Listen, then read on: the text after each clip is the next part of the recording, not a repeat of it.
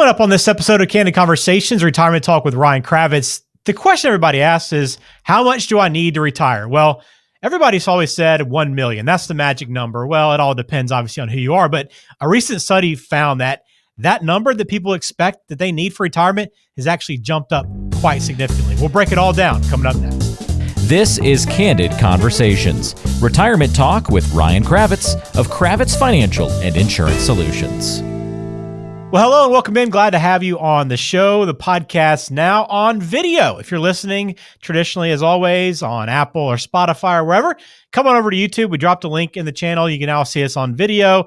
Glad to be here, Ryan. Excited to be with you on camera now. Yeah, I'm excited to do this. Let's do this on video, we said, and what do you know? We're doing it. I know we've been doing this, the audio version, for some time, but this will be nice because we can also share things, and I think it'll be a good experience. Yeah, I do too. We're going to have some visuals today. So if you are listening on audio only, come on over to YouTube. You'll see some of the slides and some of the numbers that Ryan's going to share with us today. And while you're on the YouTube channel, check out a lot of the other educational videos that Ryan puts out. He's consistently putting out a lot of content on YouTube. So I think hopefully this will maybe bring a few more people over to kind of discover what you're doing. I know you're doing good work. So hit subscribe while you're here. We'd appreciate that support as well. Again, today we're talking about how much do you need to retire? Ryan, I know this is something you're pretty passionate about, right? Yeah, this is a big deal. And the reason I think this is so important is that over the years, what I found is that most people think they need to have a lot more saved before they can retire. Or they think they just have to work a lot longer than they actually do. And so what I want to do here is kind of look at some of the data, kind of break down some of the numbers, and perhaps help you get an idea of about how much you might need to retire. And I think that's important because you want to have a good grasp of that number. You don't want to work longer than you have to, right? And you also don't want to retire earlier than you probably should. So we're going to talk about some income numbers, lay that out for you, what it looks like if you're single versus married, and how much you need to target potentially in retirement. Again, if you have questions, 714-462-9155 is the number for Kravitz Financial. And of course, you can always find this video, all of our videos and podcasts online at kravitzfinancial.com. All right, Ryan. Well, Ben, I was going to say too, one of the things too that's really, making this so important to do is, again, people do think they need to work a lot longer, or they need to have a lot more saved. And the reason I think that is I just think there's a lot of information out there, which unfortunately I think kind of scares people into, again, having to, think they have to work longer or whatever the case is. And there's all these things like, the Tax Cuts and Jobs Act is going to sunset here in a couple years, which it is. We're going to go back to the old higher rates, but that doesn't necessarily mean that if you retire, that your taxes in your specific situation are necessarily going to go up a ton. Or that you wouldn't be able to retire, right? Everybody's situation is different, but we hear these things about Social Security and the issues there and Medicare and all that. There's all different types of things that are out there, but unfortunately, I think some of the media and some of the just different things that we read and see just steers people to think that, again, that you have to have a lot more or that you have to work a lot longer. So this is important stuff. Yeah, and that's a good point too, because it's something that you actually read that kind of sparked this conversation, right? Because of a study that you saw. Yeah, I think this came out maybe a couple months ago. I forget when. I've been wanting to put together a video on this and kind of break down some of the numbers here. But the study that I saw was something about, Americans would need $1.4 million before they could retire. And if you just type in here today, anyways, do Americans need $1.4 million to retire? You'll see this study. It was conducted, or it shows up here in a number of different outlets, news outlets, things like that. So you could take a look at it here and see what it's all about. I don't want to go through that. That's not really the point here of what I want to talk about, because when I see this study, I wonder to myself, who were the people that were surveyed here? Are they people that were on the verge of retirement, or are they people that were planning to work another 20 or 30 years?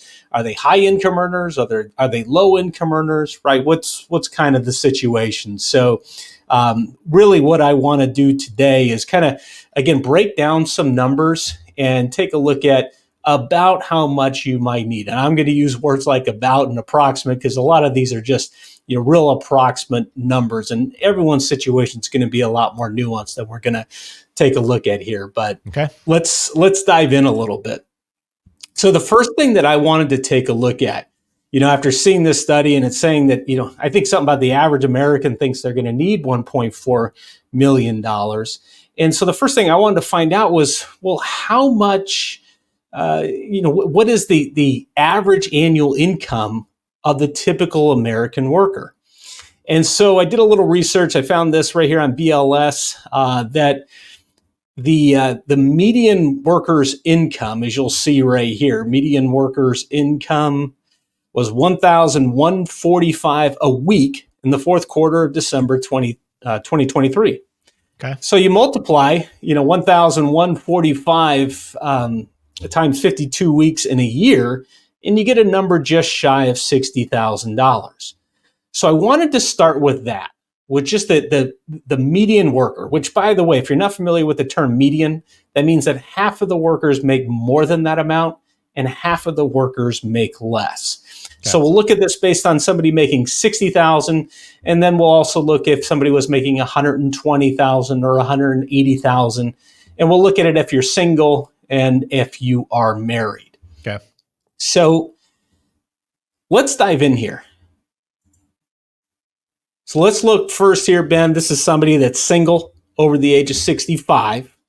Okay, and you'll see there on the left, if they're employed right now, they're working right now, I'm going to assume, again, they're making $60,000. And there's a lot of assumptions here. But one of the assumptions is this person is in California. So this includes California state tax into the mix. The after-tax amount that they would have is $48,515. Again, approximate numbers. Now, in reality, that number could very well be even lower than that after-tax number. And the reason is that what I'm assuming here is that nobody is contributing to a pre-tax retirement account, like a 401k or some other type of retirement account like that on a pre-tax basis. If that were the case, then of course the after-tax amount that they're actually spending would be even less than this. Okay. Now, the next thing I wanted to take a look at is, let's assume that this individual is going to receive Social Security. Okay, so they've been paying in this Social Security over the years. And based upon a worker that makes $60,000, that's 65 years old here today, and as you'll see down there, that second star, I'm assuming that they're retiring at their full retirement age in this example, which is 66 years and 10 months. Okay. Now, if that were the case, and I'll show you where I get this number from, get it from right here. This is Social Security's website. This is the Quick Calc Estimator that you'll see. And so just plugged in a date of birth. Again, we're recording this in 2024. Plugged in the earnings here. And what it does is it runs a calculation to see or to assume that they're making $60,000 a year. And they have been making that over the course of the last 35 years, adjusted for inflation. Okay. Remember that Social Security looks at your highest 35 years of earnings. So this is just a quick estimator type of tool. So after going through this, that's where I was able to get this number. Now, of course, this is an annual number, this $22,092. And then what we need, if the goal here is to maintain the same standard of living that you had in your working years, what we need here is $48,515. Okay, that's the after-tax amount. So if that's the Social Security, then we need other income coming from somewhere else. And you could have various sources of income. Again, I need to oversimplify this. And the reality is you could have an IRA or 401k, which would be which is subject to ordinary income tax when you withdraw that money. But you could also have a Roth IRA, which, as long as it's a qualified distribution, you don't have to pay any taxes on that. or you could have other income where you're paying taxes on capital gains and dividends, and that's taxed differently. So here's the bottom line. What I wanted to do was make this is so that you would need to have this, a higher amount saved. So in other words, I'm going to assume that all of the money that's in their portfolio is in an IRA, which is going to be subject to ordinary income tax.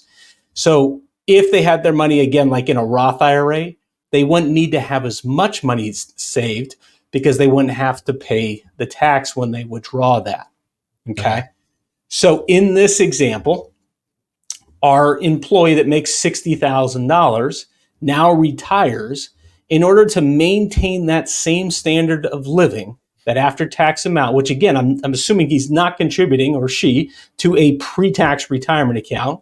So in reality, they may be living on even less money than this.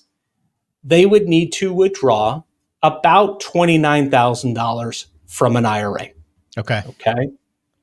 All right. Does that make sense, Ben? Yeah. So just assuming that these are your only two sources of income. Obviously, everybody's situation will be different. You might have more than this, but just to keep it as simple as possible, these are your two sources of income. This is how much you're going to need. 100%. Okay. Yeah. And so the other thing that I went ahead and put on here was, what if you're making 120,000, or what if you're making 180,000? And you'll see how much you would need to withdraw from an IRA to replace that, to have that same standard of living there. What you'll notice is that when you look at the Social Security, if you're making 60,000, now you're getting, let's say, 22,000 from Social Security. If you're now making 120,000, you're not going to get double that. You're not going to get like 44,000. It's less than that. So the more money you make, the less Social Security is going to replace of your income in retirement. You'll need to have more money that you'll need to withdraw from other sources, IRAs, for instance, in this case. Okay, so you'll see those numbers right there. All right, next thing, let's take a look at this based upon a married couple. Now, with a married couple, again, we're going to assume the same income numbers, and I'm going to assume that only one spouse works and the other spouse is not working. And I'm going to assume here that, again, that primary worker is going to take their Social Security at 66 and 10 months, the full retirement age. And then the spouse, I'm going to assume, is the same age, and that they will take a spousal benefit off of the primary worker's Social Security benefit, full retirement age benefit. So they would get half of what their benefit is. So what you'll notice here with a married couple filing jointly over 65 compared to a single person over 65 is that they don't need to withdraw nearly as much from the IRAs. And the reason is number one, the Social Security benefits are higher. Mm-hmm. And number two, of course, because they're filing as a married couple. So you have two standard deductions, which I'm assuming they're taking the standard deduction in this case. And I'm assuming, and also the tax brackets are more favorable for married couples. So you could see for a worker making $60,000, they only need to withdraw $18,700 approximately. Again, every number on here is an approximate number. Okay, and you'll see the other numbers there associated with somebody that is a higher income earner, making $120,000 or $180,000. Okay, so Ben, any questions on this? I'm going to go to the next section here because that's really the key that we want to dive into is, okay, this is how much we need to withdraw from the IRA. But now the question is, okay, how much do we actually need to have saved in that IRA, that pre-tax retirement account, to make this work? Yeah, it's interesting just looking at the numbers because of your point about Social Security, right? It eats up a bigger portion if you don't have as much to worry about in terms of lifestyle and expenses if you're trying to live on a smaller amount versus when you go up. It's great if you want to live to be able to spend more and kind of live that lifestyle the same way as you were working, but also means you got to do more on your end to save more, right? So proportionally, it's a little bit easier if you're trying to live on a smaller budget or smaller lifestyle. versus that. But I'm curious how that looks if you actually start looking at how much you're going to need, which is what we're trying to figure out here. Yeah, and that's critical too, because everything that we're looking at here assumes that you want to maintain the same standard of living all throughout retirement. Right. Now, the reality is that I find, and actually working with clients, is most people want to scale back the amount that they spend over the years, still adjusted for inflation. But, typically the amount, let's say you retire at 65 or 67 or whatever it is, the amount that you will want to spend in your first 5 or 10 years of retirement with most retirees is going to be higher. And then over time, most people just tend to want to spend less because you get older and you're just not doing as much stuff. And so that's just normal. But again, I want to err more on the side of being more conservative here. Again, assuming you're not investing in a pre-tax retirement account, because otherwise you would have to replace even less income, right? Right. So, and all the other assumptions. So let's dive in right here and let's look at about how much you might need to have saved. Now, let's look first for a single person. Okay.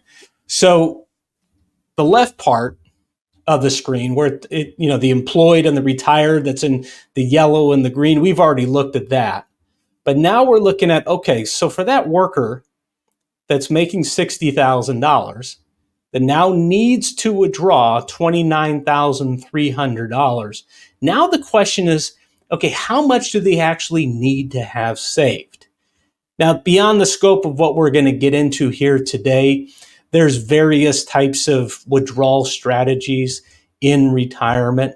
One of the more popular ones that's out there is called the 4% rule.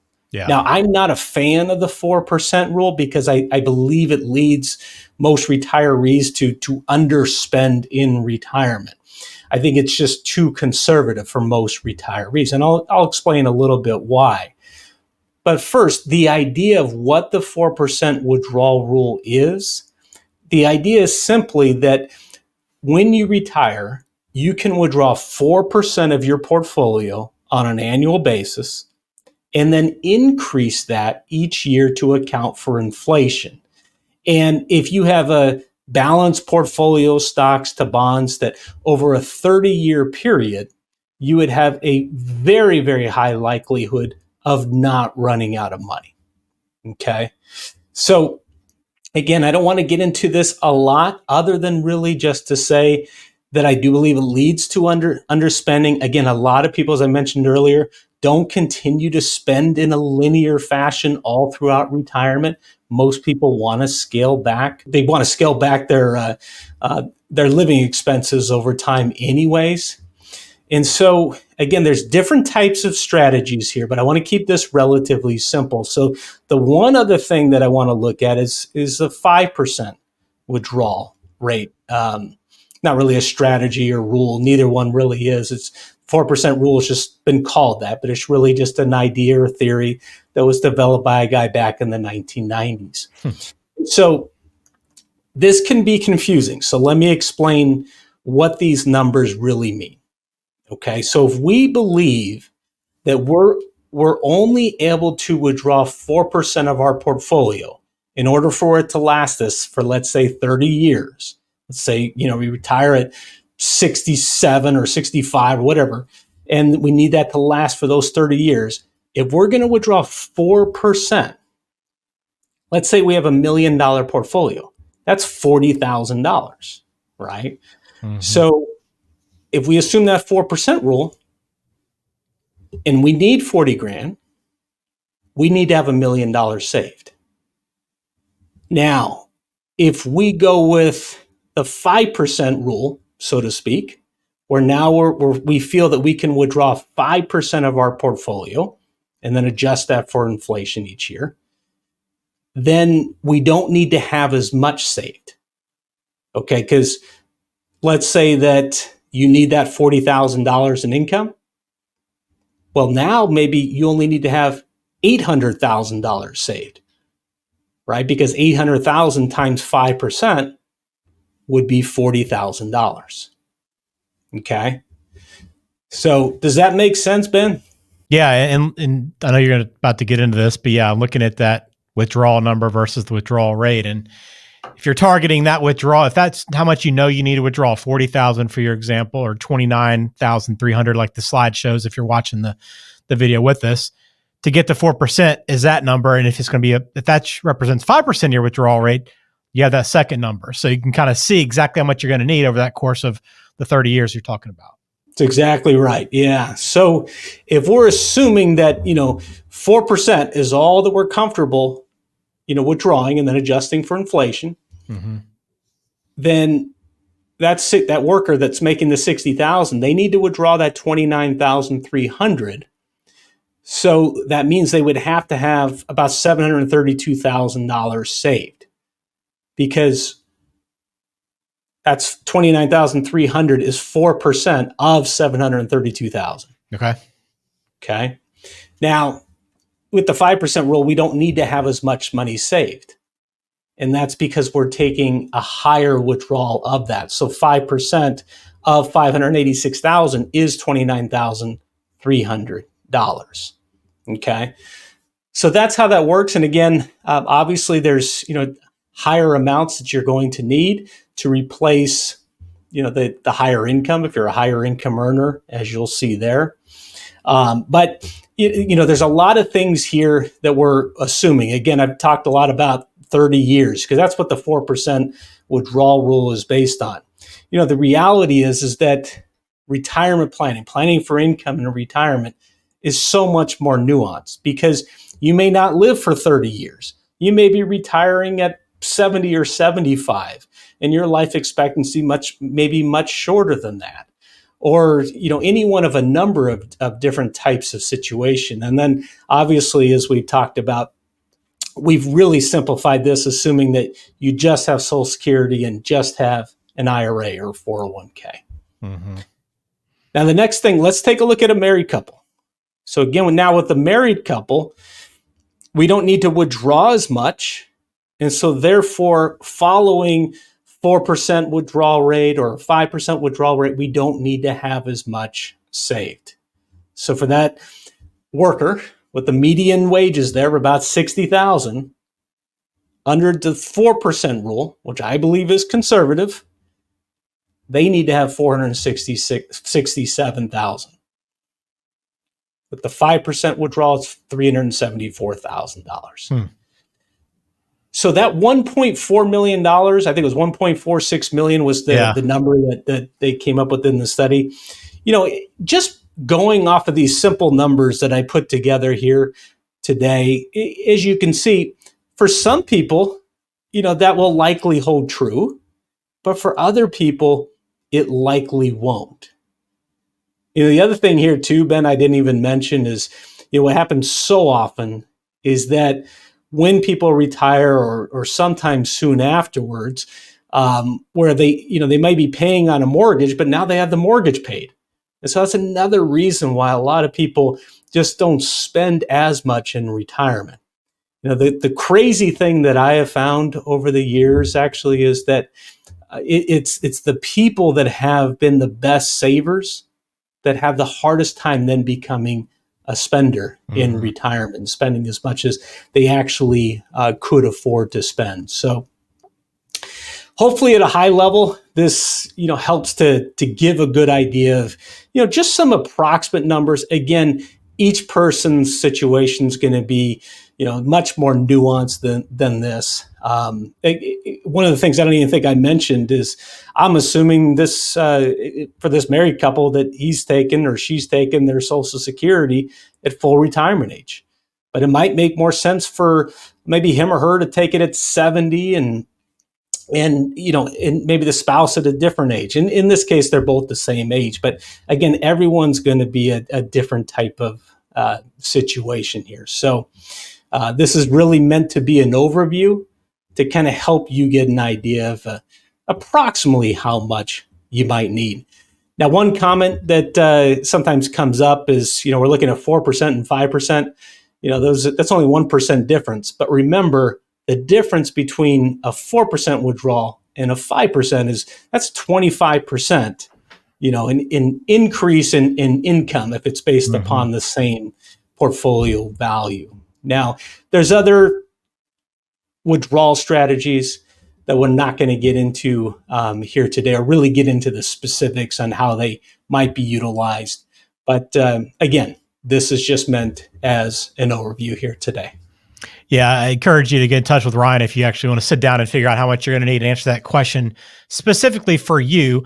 But it is a little bit eye-opening to kind of see, well, maybe I don't have to do as much as I thought I could, or maybe I could retire a little bit earlier than I anticipated if I manage my lifestyle and I'm budget a little bit better. Or, hey, I want to be able to spend more in retirement. Maybe I need more than that 1.4. So again, so many questions to answer, so many nuances. And I'm sure, Ryan, even though AI is great, technology is great, and you can search for about anything online that you want, you probably can't find a true answer that fits you by just popping this into a Google search, because there's so many factors that go into truly finding that number for a person. Yeah, it's tough. Oftentimes one of the things that comes up is like with Social Security. There's a lot of great information there, and a lot of times you can get your answers there, but then sometimes it spawns additional questions. So it can make it challenging for sure. Yeah, well, I encourage you again to get in touch with Ryan if you want to learn more.